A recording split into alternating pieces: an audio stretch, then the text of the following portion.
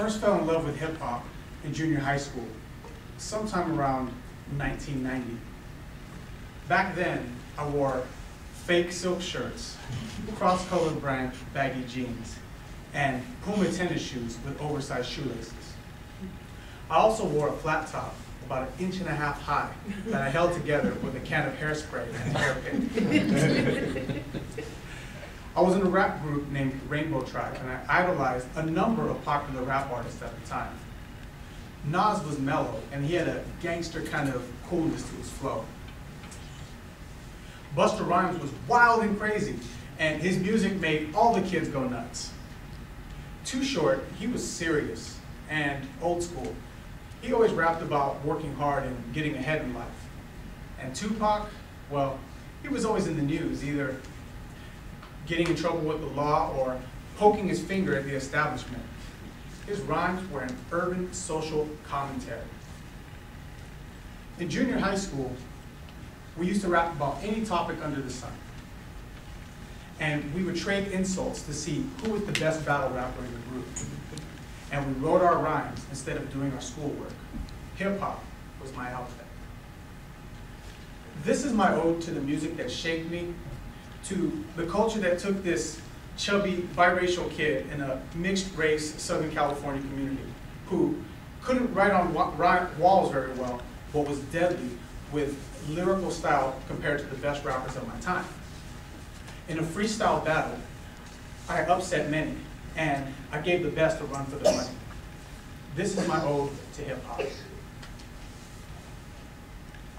When Busta Rhymes released a song titled Scenario, I remember wearing a big baggy sweater and a Dallas Cowboys beanie.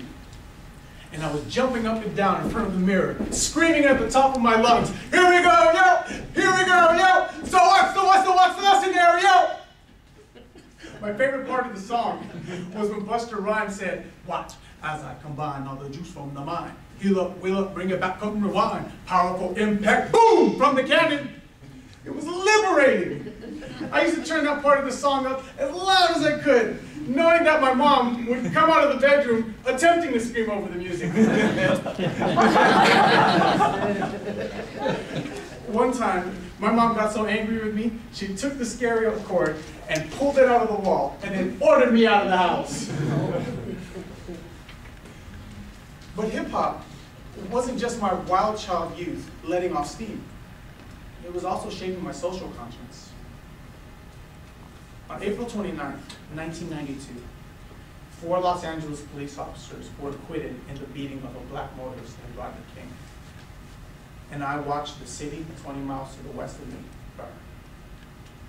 Riots broke out, as if the apocalypse had arrived.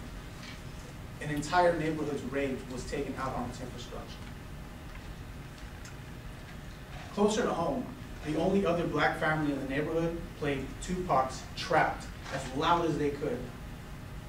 I remember the stinging feeling of injustice when the chorus nonchalantly said, "No, they can't keep the black man down." The victimization depicted in Tupac's music was alive and real in my experience that day. Now, on that day in history, I empathized with Tupac, but my social views were actually more closely aligned to those of Too Short. One of my favorite songs by him was titled "Life Is Too Short." He rapped about working hard and getting ahead in life, pulling yourself up by your own bootstraps. He was my Booker T. Washington. Speak intelligently, make no excuses, and be determined, no matter your circumstances. I wonder if Too Short and my mom had some of the same influences. My high school years were also known as the golden era of hip-hop. West Coast music ran the radio dials, and underground and up-and-coming rap artists controlled the Rap City video screens. And I was a 24/7 hip-hop junkie. All I needed was a beat and a circle of other hip-hoppers. And the rhymes would come from my head, flow from my lips, and carry the beat with the precision of a laser-guided missile. Now, the rapper that I emulated most closely was that of Nas. He was a gangster, but not like a gangbanger. It was kind of like the gangsters you'd see in a mafia movie. I remember his mellow flow and smooth delivery when he asked, "Whose world is this?" "It's yours." "It's mine, it's mine, it's mine." My counterpart was a 6'1", extra large Samoan kid named Fred. We sampled a beat from the Tom Tom Club's Genius of Love that went,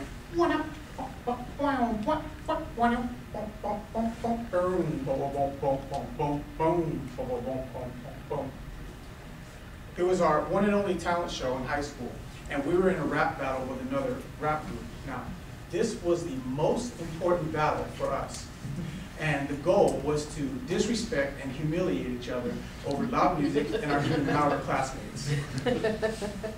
The main battle was between myself and a senior named Damon. Now, I was scared and a bit nervous, but I was also quick-witted, and besides, Damon had gap teeth, a crooked smile, and I conveniently pointed out that his girlfriend, excuse me, ex-girlfriend, was sitting in the audience with her new boyfriend. In a rap battle, no topic is off limits. But hip-hop still influences me to this day. Just like previous generations still listen to classic rock and jazz, I still have that golden era of hip-hop loaded into my iPod.